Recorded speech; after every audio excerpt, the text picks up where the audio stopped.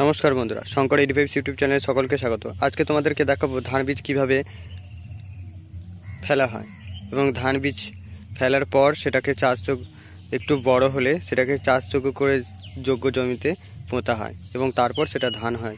প্রথমে কি করতে হয়, বীজটাকে প্রথমে 12 ঘন্টা জলে ডুবিয়ে রাখতে হয়। জলে ডুবিয়ে রাখার পর বীজটাকে তুলে সেটাকে বস্তার ভেতরে পুরে বা কোনো চিকের ভেতরে পুরে সেটাকে রেখে দিয়ে কয়েকটা বস্তা তার উপর চাপা দিয়ে রাখতে হয় একদিন বা দুদিন মতো। একদিন রাখলেই হয়ে যায়।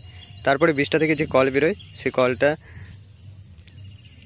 কী করতে হয়, সেই কলটা যে বীজ ধানটা কল বেরিয়ে যায় সেই বীজ ধানের কলগুলো সে কী করতে হয়, গামলায় রাখতে হয়। গামলায় রাখার পর যে জমিতে তুমি বীজ ধানটা ফেলবে সেটাকে এইভাবে তৈরি করতে হয়। দেখতেই পাচ্ছ, তোমাদেরকে দেখাচ্ছি খুব সুন্দর করে। এরম করে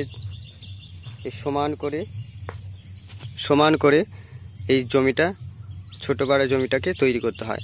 জল দিয়ে ভালো করে তুমি ট্র্যাক্টরে চষতে পারো, আবার কোদাল দিয়ে করতে পারো। বড় জায়গা হলে ট্র্যাক্টরে চষা হয়। চষার পর সেটাকে জল দিয়ে সমান করতে হয়, পাটা দিয়ে সমান করার পর জল দিয়ে রাখতে হয়। তারপর জলটা বার করে দেওয়ার পর কী করতে হয়, সেই বীজ ধানগুলো, ছোটো ছোটো বীজ ধানগুলো যেগুলো কল বেরিয়ে গেছে সেগুলোকে এই জমিতে ফেলে দিতে হয়। ফেলে দেওয়ার পর দেখতে পাবো বৃষ্টি হয়েছে বলে এখন এগুলো সব কেমন হয়ে গেছে, কিন্তু কিছু দিনের মধ্যেই দেখবে বীজ ধানটা কী হচ্ছে, সবুজে পরিণত হয়েছে। দেখতে পাচ্ছ সুন্দর।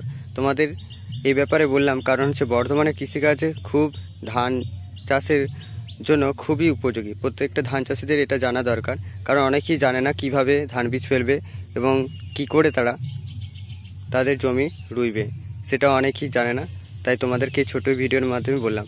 যারা চ্যানেলটি সাবস্ক্রাইব করোনি তারা চ্যানেলটা অবশ্যই সাবস্ক্রাইব করে দিও আর লাইক শেয়ার কমেন্ট করো। Thanks for watching.